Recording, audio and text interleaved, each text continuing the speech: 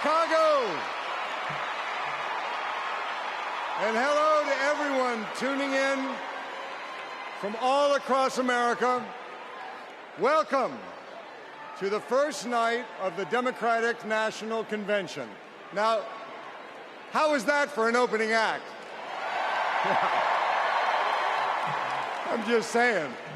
Now, as our Vice President just said, over the next 4 days, we will be bringing folks together from all around the country, people from every walk of life, to talk about this nation we love and about a candidate who has devoted her life to public service, who never shies away from a righteous fight, and who always stands up for the people.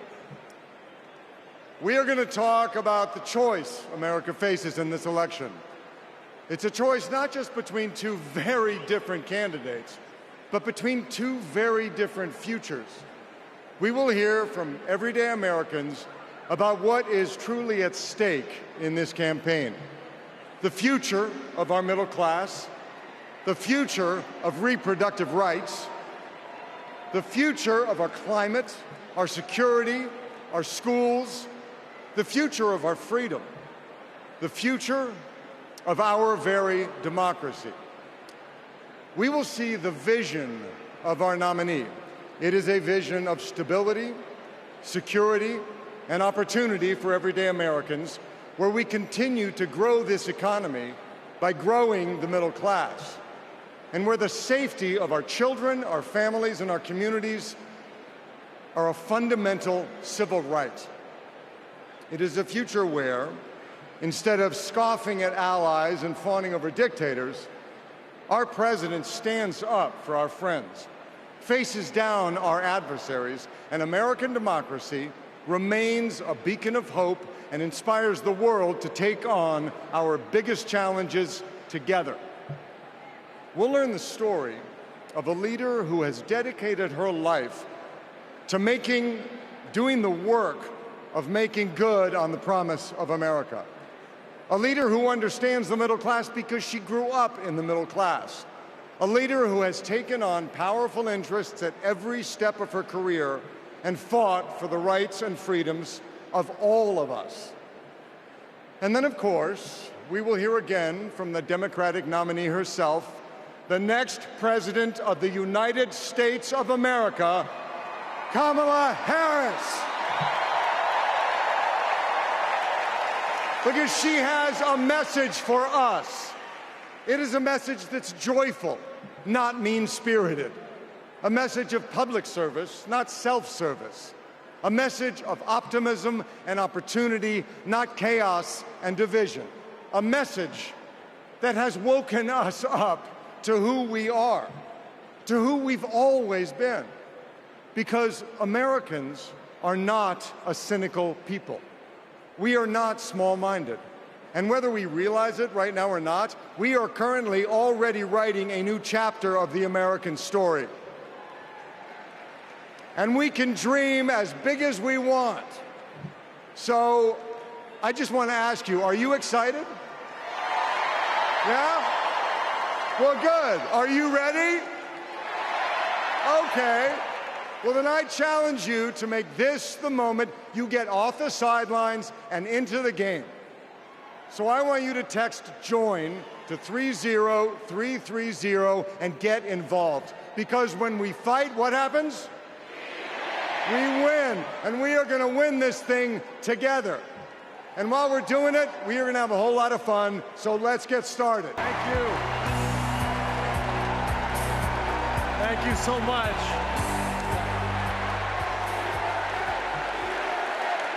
Thank you. It is so fun to be back here in the United Center.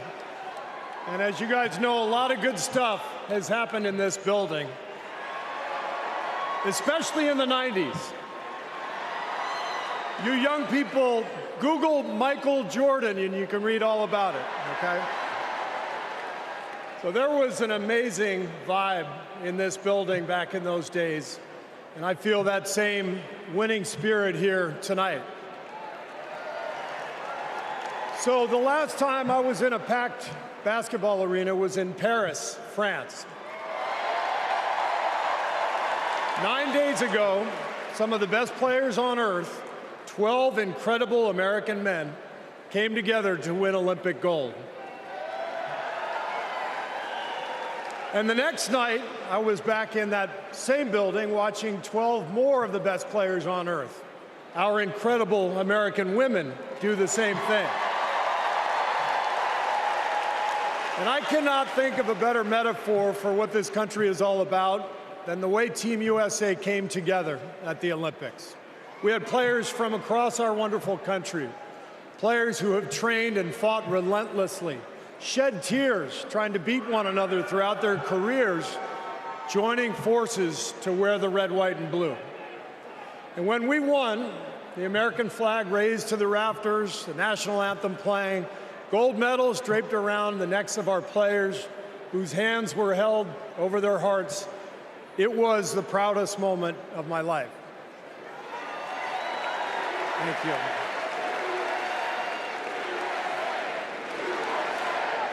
Thank you. Now, I could never have imagined that a few days later I would receive an invitation to step into a different kind of arena. And so here I am. I know very well that speaking out about politics these days comes with risks. I can see the shut up and whistle tweets being fired off as we speak. But I also knew as soon as I was asked that it was too important as an American citizen not to speak up in an election of this magnitude. The reason I said yes to speaking here tonight is that as a coach and former player, as a husband, a son, a father, even a grandfather, and as an American, I believe in a certain kind of leadership. I believe that leaders must display dignity.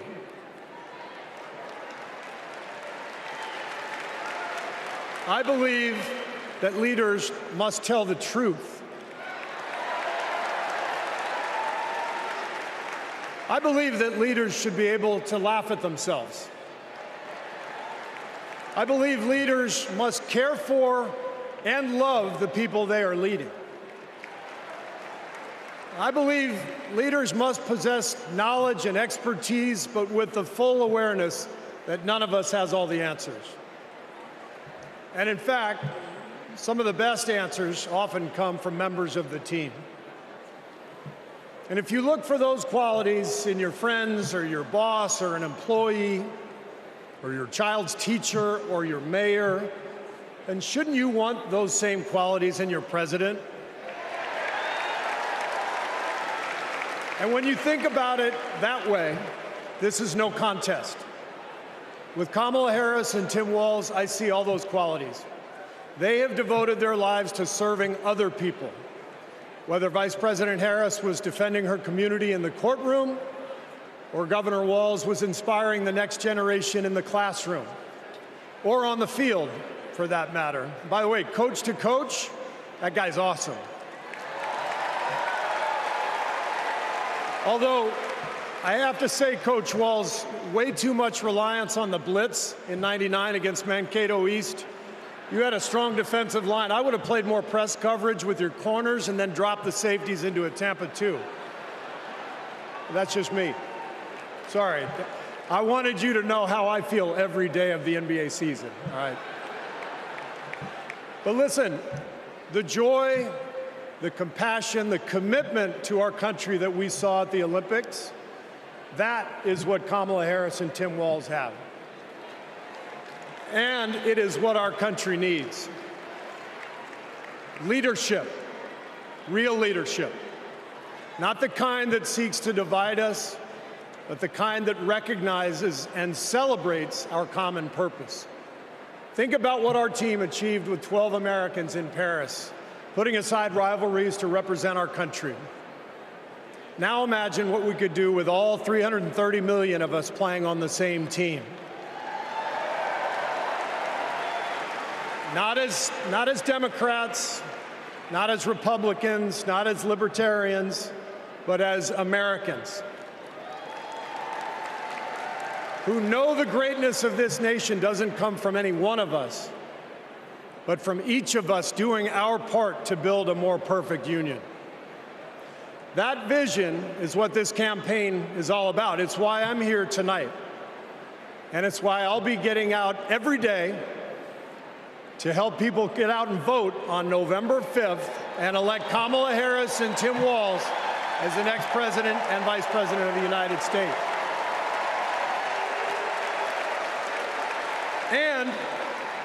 And after the results are tallied that night, we can, in the words of the great Steph Curry, we can tell Donald Trump, night, night. Thank you.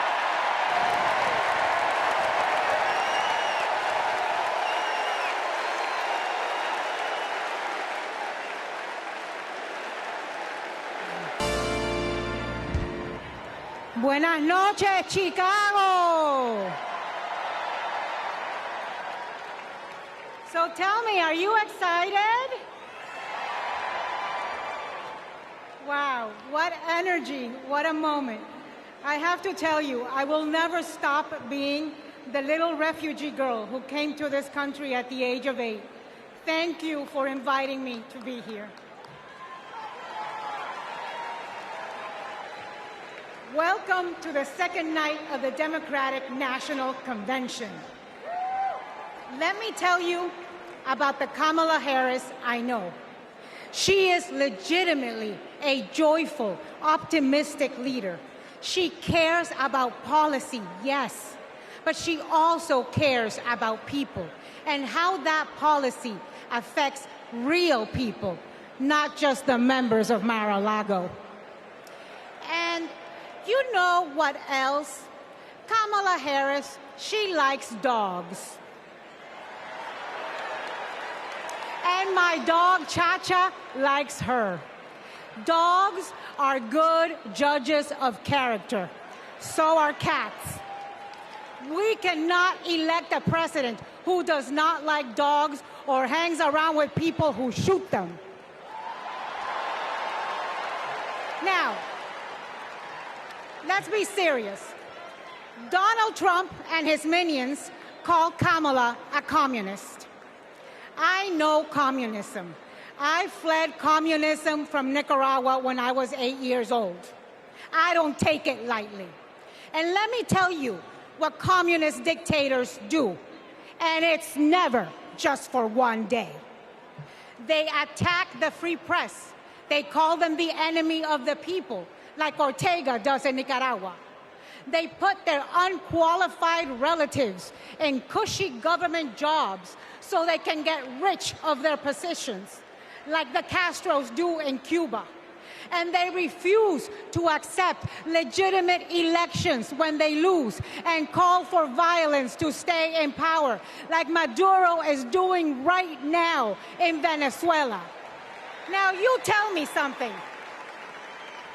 Do any of those things sound familiar? Is there anybody running for president who reminds you of that? And I know one thing, it's not Kamala Harris. That is not the America we love. It's not the land of freedom we treasure. Last night, we heard President Biden say that he loves his job, but he loves his country more. Every American needs to love our country more. Every American has the duty to put our country first. Country first before party. Country first before political ambition. Country first before habit. And in this election, putting country first means one thing and one thing only: voting for Kamala Harris. And that is what this night is about. That is what we're going to talk about tonight. So you know what? Let's get it started. Let's get this fiesta going. What calls me here tonight is hope. As a woman who has struggled with fertility, I have not always been hopeful, but today I am. I'd always dreamt of motherhood, and coming from a large Bangladeshi American family, I imagined it'd be easy. It wasn't. My husband and I tried to conceive. We failed. We tried and failed again and again and again for 6 long years. Finally, I got pregnant. We were overjoyed, but then I miscarried. I was devastated. It was only after sharing my story online and hearing from women about their experiences with IVF that I felt a tiny glimmer of hope. So I started the IVF process. But just a few weeks before my egg retrieval, I learned I was pregnant. Today, we have 2 beautiful daughters. But this is not everyone's ending. For many women, IVF is the only choice. That choice and more is at stake in November. The freedom to plan your family, the hope of having a family at all. I'm here to stand with everyone fighting for our reproductive freedoms, because my daughters and yours deserve every option, every hope, every possible future. To anyone listening who is struggling to start a family, you are not alone. We will not let you lose hope. Because when we come together to raise our voices with love, we win. Thank you.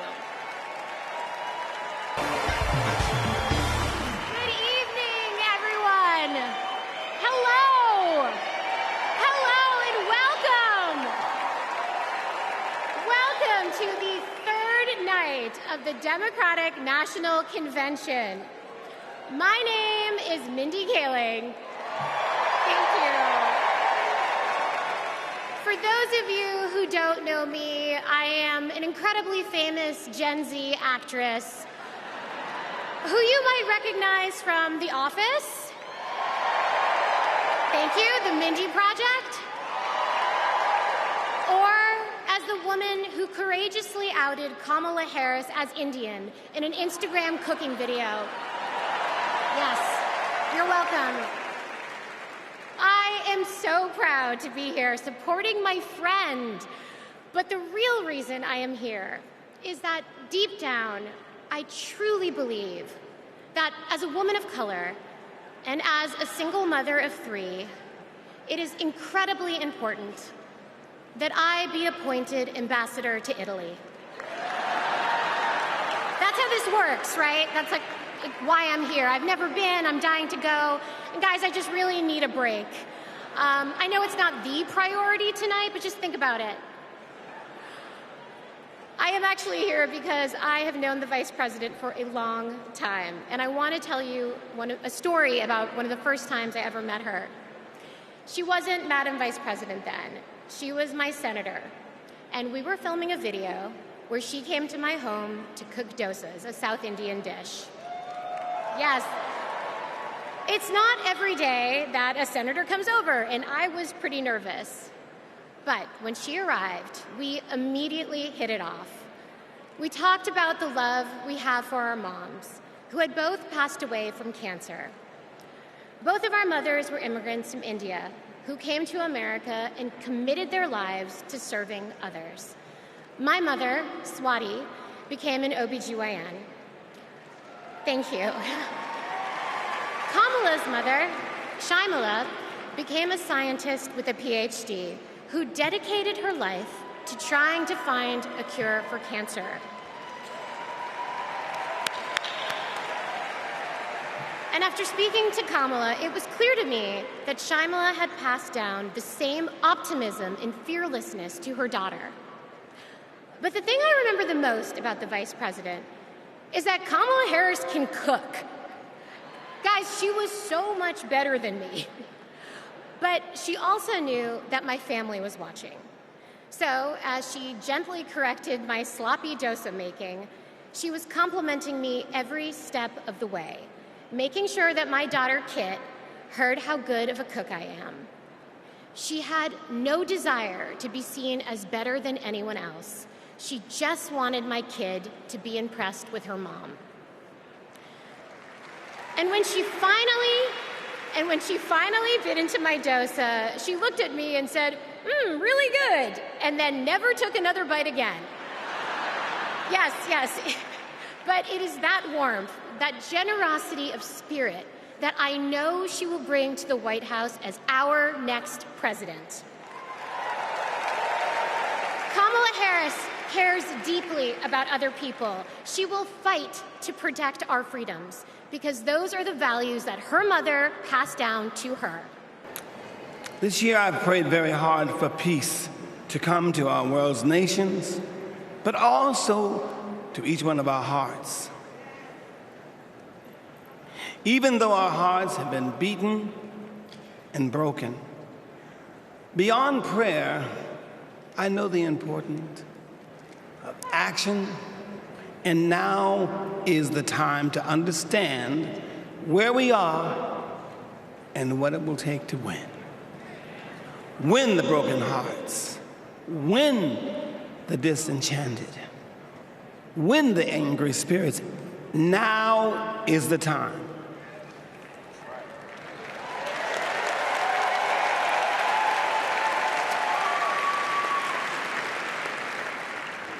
This is the moment to remember when you tell your children where you were and what you did. As we stand between history's pain and tomorrow's promises, we must choose courage over complacency.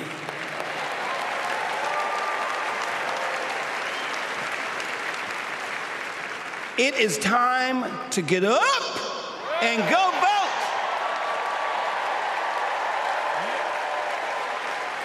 Listen, the choice is clear, clearer than anyone else is saying.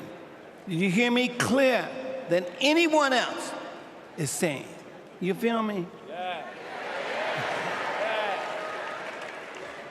We need to choose joy over anger, kindness over recrimination, and peace over war. Every time.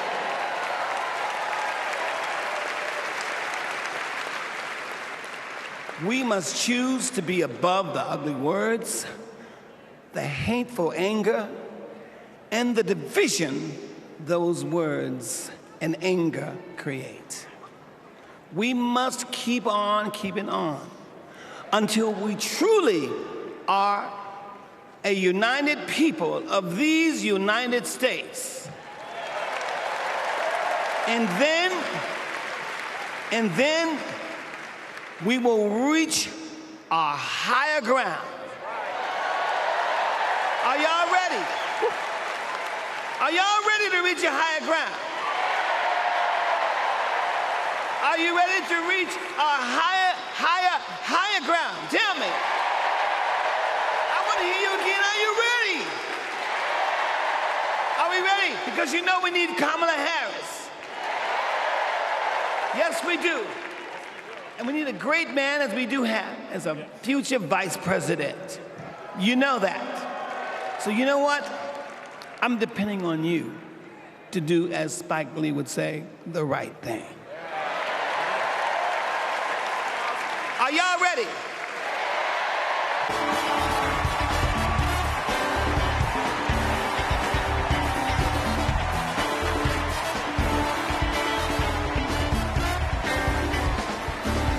All right.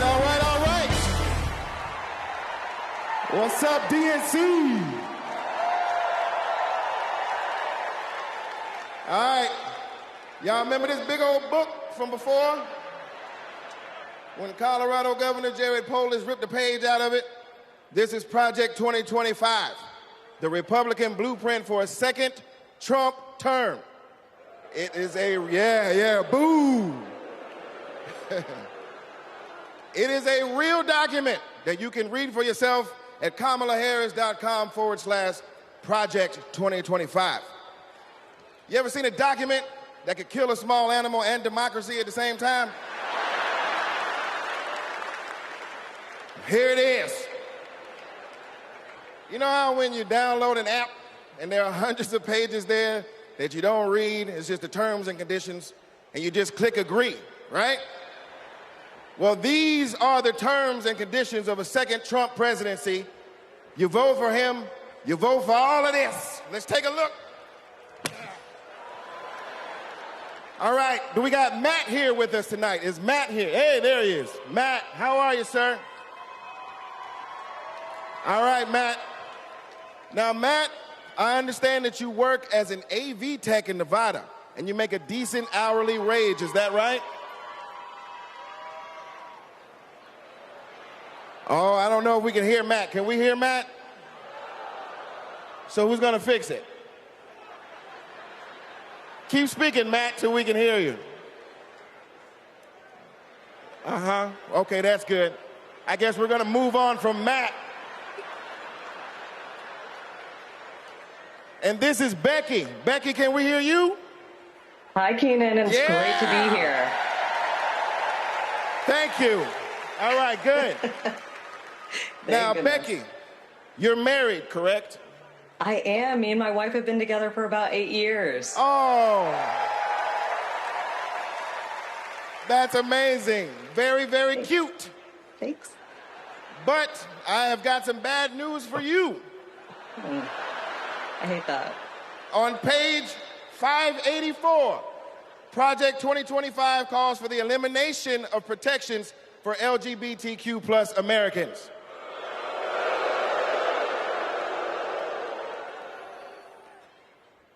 So yeah, right back to the Stone Age. I'm afraid so. Right back to the Stone Age. That's terrible. Yeah, it is. Thank you, Becky, for being here and making that wonderful point. All right, next up, we have Nirvana. Nirvana, are you with us? And your people are with us as well? All right, good. Now, Nirvana, I understand that you are on insulin to manage your diabetes, yes? Yes, and thanks to President Biden and Vice President Harris, I only pay $35 a month for my insulin. That is great. That is great. But on page 465, Project 2025 calls for millions of people like yourself to pay more for prescription drugs like insulin. Why? Why? Well, I guess maybe to help Big Pharma make more money that they can donate to Republican politicians, I assume. Yeah, that makes sense. Yes, unfortunately, it does make sense. All right, let's talk to Anita. Anita, are you there? Yes. Hello, Anita. Hello. And Anita, what do you do for a living? I'm an OBGYN who delivers babies and does surgery. An OBGYN? She is an OBGYN that delivers babies. Uh-oh. Uh-oh, yeah. It's bad news, isn't it? It sure is. On page 459, Project 2025 resurrects a law from the 1800s called the Comstock Act to ban abortion nationwide and throw healthcare providers in jail. Oh, my God. That is awful. Yes, it is awful. All right, let's do one more. Is Sharia with us? Sharia, are you there? Hey, Kenan, I'm here. Yes, Sharia, I love it. All right, let's talk to you. I understand that you work for the federal government? Yes, sir. I'm in the United States Department of Education. I'm a proud civil servant and a proud union president. She works for the Department of Education and she's a proud civil servant. Well, unfortunately for you, on page 78, Project 2025 calls for President Trump to purge the civil service of everyone who isn't a MAGA loyalist. Are you a MAGA loyalist? Now, Kenan, absolutely not. I'm just asking. I mean, you might as well be, because also page 319 calls for the complete elimination of the Department of Education. There's a bunch of stuff in here, but that's all we have time for at the moment. Just remember, everything that we just talked about is very real. It is in this book. You can read it online at kamalaharris.com/Project 2025. And most importantly, you can stop it from ever happening by electing Kamala Harris as the next president of the United States. Good evening, everybody!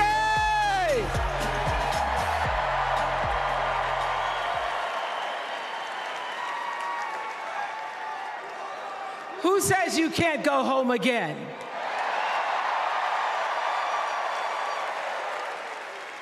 After watching the Obamas last night, that was some epic fire, wasn't it? Some epic fire.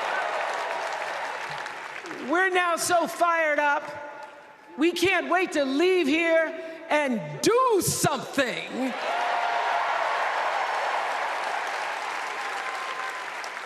And what we're going to do is elect Kamala Harris as the next president of the United States.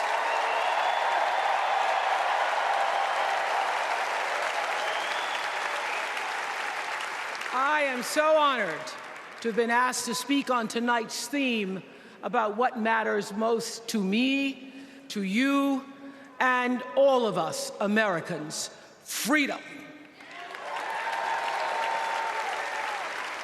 There are people who want you to see our country as a nation of us against them, people who want to scare you, who want to rule you, people who'd have you believe that books are dangerous and assault rifles are safe, that there's a right way to worship and a wrong way to love, people who seek first to divide and then to conquer. But here's the thing. When we stand together, it is impossible to conquer us.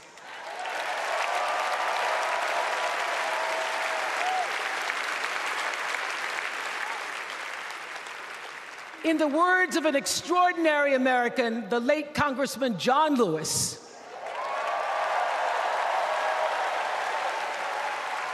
he said, no matter what ship our ancestors arrived on, we are all in the same boat now.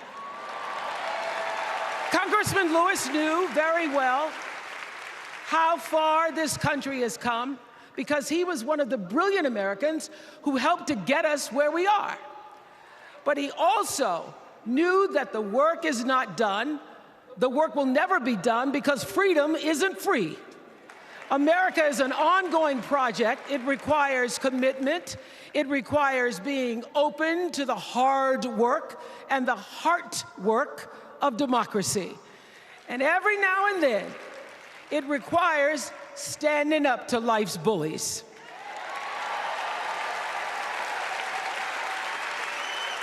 I know this. I've lived in Mississippi, in Tennessee, in Wisconsin, Maryland, Indiana, Florida, Hawaii, Colorado, California, and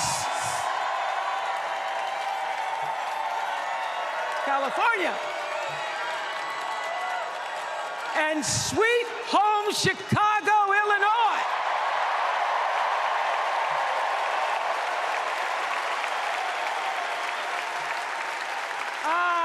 Have actually traveled this country from the redwood forests, love those redwoods, to the Gulf Stream waters. I've seen racism and sexism and income inequality and division. I've not only seen it, at times I've been on the receiving end of it.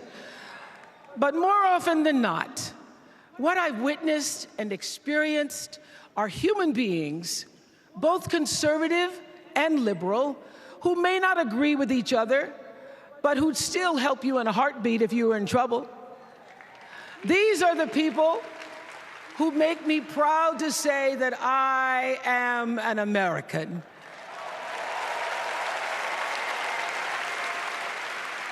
They are the best of America. And despite what some would have you think,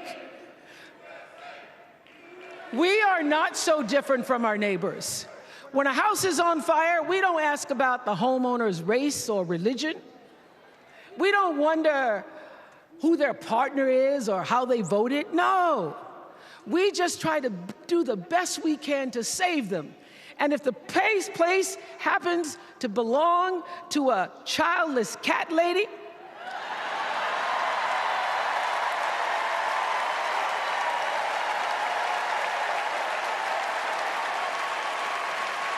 well, we try to get that cat out too.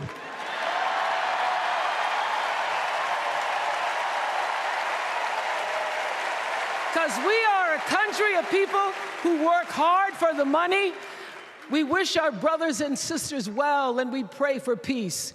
We know all the old tricks and tropes that are designed to distract us from what actually matters, but we are beyond ridiculous tweets and lies and foolery. These are complicated times, people, and they require adult conversation. And I welcome those conversations because civilized debate is vital to democracy, and it is the best of America. Now, over the last couple of nights, we have all seen brave people walk onto this stage and share their most private pain. Amanda and Josh, Caitlin, Hughley, they told us their stories of rape and incest and near-death experiences from having the state deny them the abortion that their doctor explained was medically necessary. And they've told us these things for one reason, and that is to keep what happened to them from happening to anybody else. Because if you do not have autonomy over this, if you cannot control when and how you choose to bring your children into this world and how they are raised and supported, there is no American dream.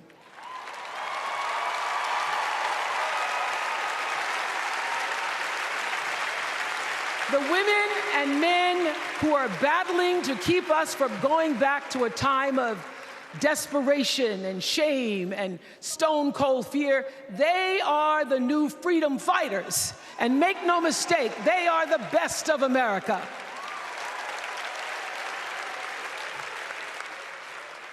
I want to talk now about somebody who's not with us tonight.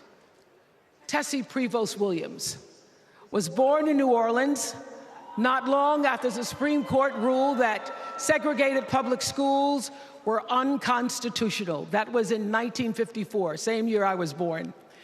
But I didn't have to head to first grade at the all-white McDonough 19 school with a U.S. Marshal by my side like Tessie did. And when I got to school, the building wasn't empty like it was for Tessie. You see, rather than allowing McDonough to be integrated, parents pulled their kids out of the school, leaving only Tessie and two other little black girls, Gail Etienne and Leona Tate, to sit in a classroom with the windows papered over to block snipers from attacking their 6-year-old bodies. Tessie passed away 6 weeks ago. And I tell this story to honor her tonight because she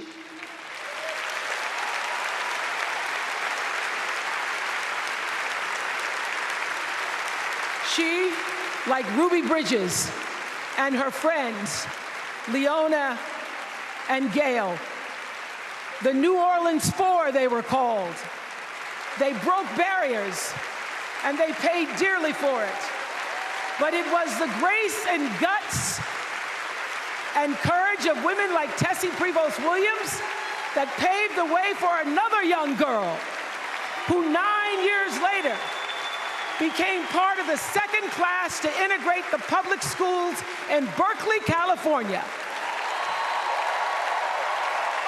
And it seems to me that at school and at home, somebody did a beautiful job of showing this young girl how to challenge the people at the top and empower the people at the bottom. They showed her how to look at the world and see not just what is, but what can be. They instilled in her a passion for justice and freedom and the glorious fighting spirit necessary to pursue that passion. And soon, and very soon,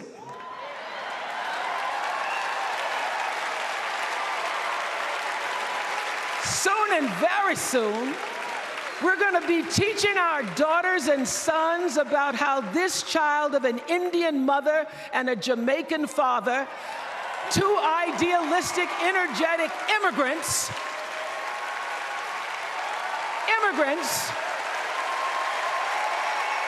how this child grew up to become the 47th president of the United States.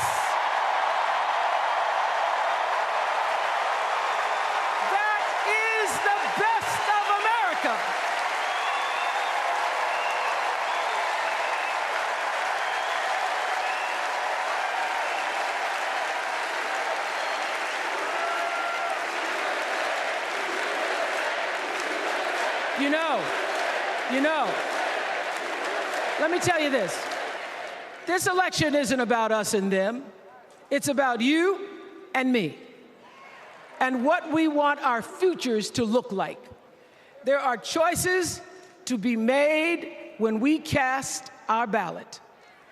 Now, there's a certain candidate that says if we just go to the polls this one time, that we'll never have to do it again. Well, you know what? You're looking at a registered independent who's proud to vote again and again and again because I'm an American and that's what Americans do.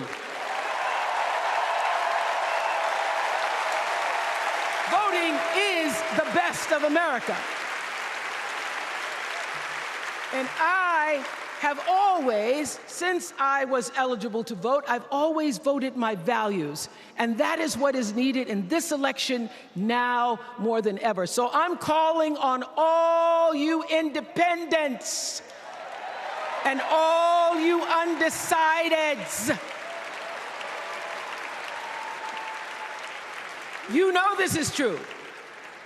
You know I'm telling you the truth, that values and character matter most of all. In leadership and in life. And more than anything, you know this is true, that decency and respect are on the ballot in 2024.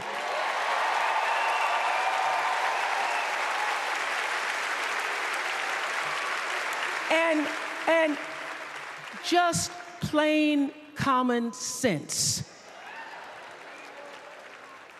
Common sense tells you that Kamala Harris and Tim Walz can give us decency and respect. They're the ones that give it to us. So, we are Americans. We are Americans. Let us choose loyalty to the Constitution over loyalty to any individual. Because that's the best of America. And let us choose optimism over cynicism, because that's the best of America. And let us choose inclusion over retribution. Let us choose common sense over nonsense.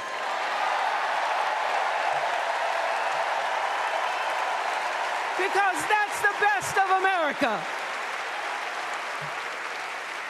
And let us choose the sweet promise of tomorrow over the bitter return to yesterday. We won't go back. We won't be set back, pushed back, bullied back, kicked back. We're not going back.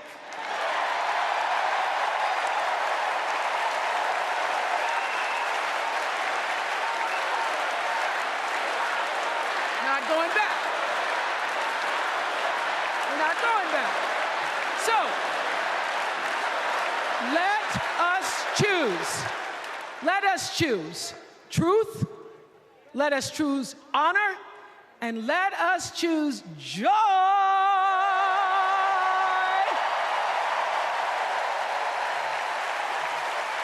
Because that's the best of America. But more than anything else, let us choose freedom. Why? Because that's the best of America. We're all Americans, and together, let's all choose Kamala Harris.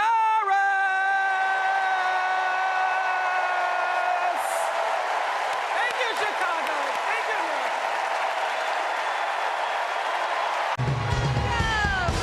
Welcome to the final night of the Democratic National Convention. The last 3 nights have been extraordinary, and tonight we hear from our next president, Kamala Harris. Now, as I stand here, I know that there are folks on social media already saying, go back to your TV show, shut up and act. But I am not here tonight as an actor. I am here as a mother, as a daughter, as a proud union member. I am here as the granddaughter of immigrants, as a black woman descended from enslaved people. I am here tonight because I am an American and because I am a voter and because we, the people, are stronger when all our voices are heard. Look, I know that I am the one standing on this stage, but I am not the lead character in this story. You are. All of you. You are the messengers. You are the fixers. Dare I say it, you are the Olivia Popes. You are the superheroes saving this democracy. It is you, not me, who have the greatest power to convince your loved ones to vote. So, just like Michelle Obama told us, let's do something. Let's make a video. Everybody take out your phones. Everybody take out your phones. We're gonna make a moment. Can somebody bring me my phone?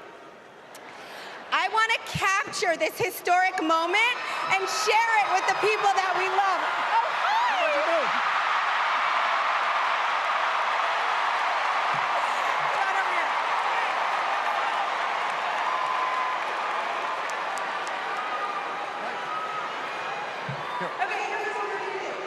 Take this video, guys. We're all gonna take it together. We're gonna post it to social media, text your friends, send this message out into the world. When I say when we fight, you're gonna say? Are you ready? Okay, let's record. We're recording. You ready, Tony? Yep, I'm ready. Okay, ready? When we fight, when we fight, when we fight, are you ready for Kamala Harris to win? Good, because when Kamala wins, America wins.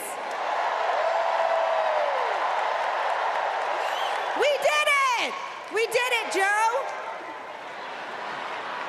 Thank you, Tony. I don't get to stay? No, you gotta go. Bye, everybody. Tony Goldwyn, ladies and gentlemen. Okay, so listen. It's come to my attention that there are some folks who struggle or pretend to struggle with the proper pronunciation of our future president's name. So, hear me out. Confusion is understandable. Disrespect is not. So tonight, we are going to help everyone get it right. Here to help me are some very special guests.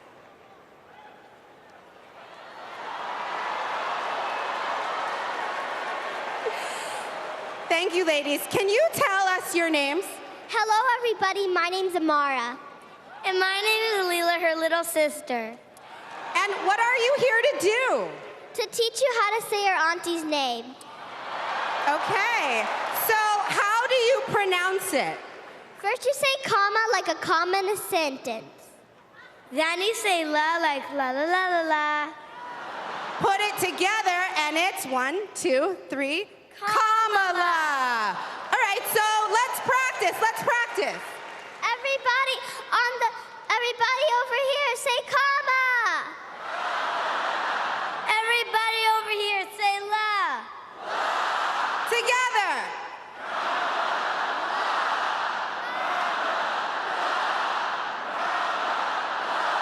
For president.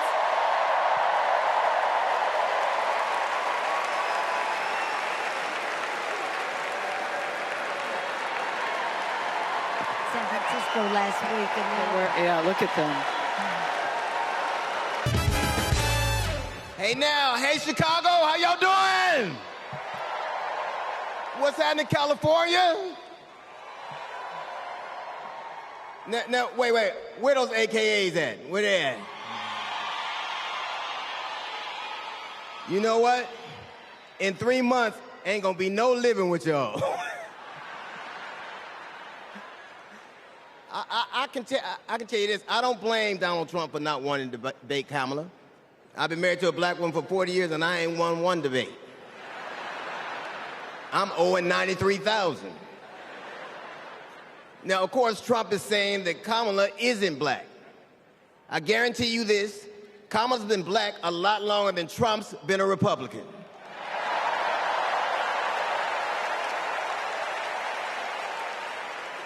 And if he keeps sliding in the polls the way he is, the only way he can keep Kamala out of the White House is if he buys it and refuses to rent it to her.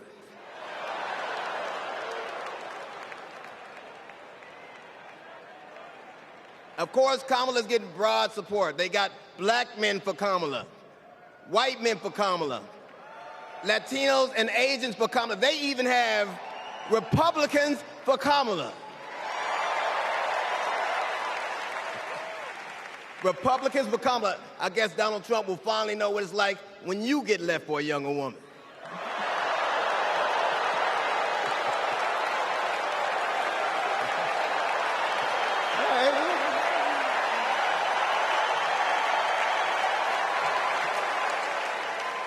But seriously, Kamala knows the truth about the American dream, that hard work is not enough. Hard work alone is not enough to succeed. That you need access and information and opportunity. And she knows that some folks are often denied those very things. As president, she will give each and every one of us a fair shot in life. But I have to admit, I didn't always believe that. I mean, if you told me the 15-year-old me would be on stage supporting a prosecutor and a teacher,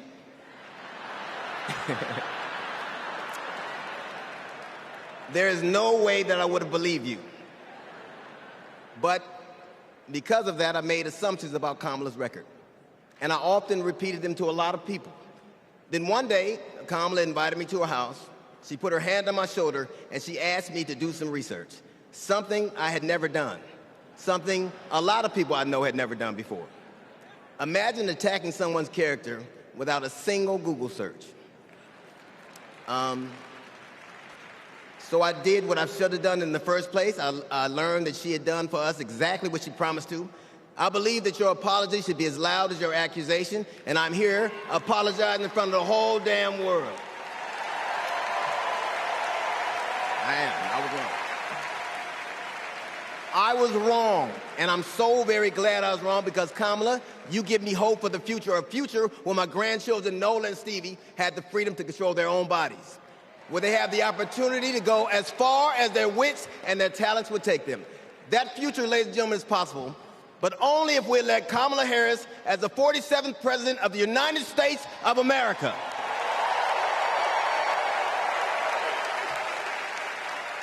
I will say this to you. The best piece of advice I've ever gotten in my entire life is you don't have to know what you will do, just know what you won't. And we won't go back.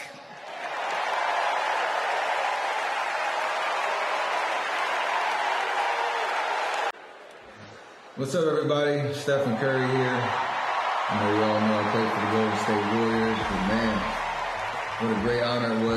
Team USA and go out there and win that gold medal at the Olympics this summer. And that unity on and off the court reminded us all that together we can do all things and continue to inspire the world. That's why I believe that Kamala, as president, could bring that unity back and continue to move our country forward. This is about preserving hope and belief in our country, making sure families can be taken care of during their most precious times. I got to visit Kamala with my team in the White House last year, and I can tell you one thing I knew then, and I definitely know now. The Oval Office suits her well. So in the words of Michelle Obama, do something. Go vote. Be active. Let's show out in November like never before. It's been an honor for me to represent our country. It's an honor to support Kamala. So let's all do our part. God bless.